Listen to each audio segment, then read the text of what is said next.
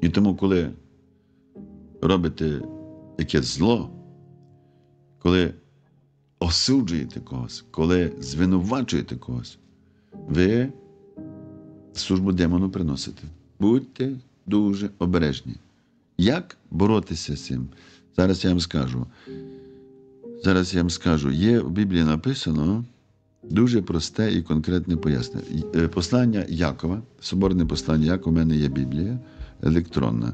Соборне послання Якова, 4 глава, 7 або 10 стих. Зараз подивимося. Так.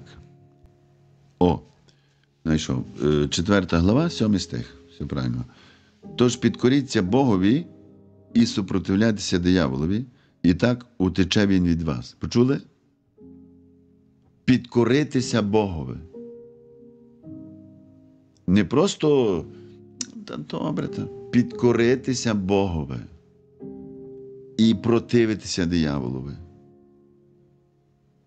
І тоді він утече від вас. Чуєте пораду?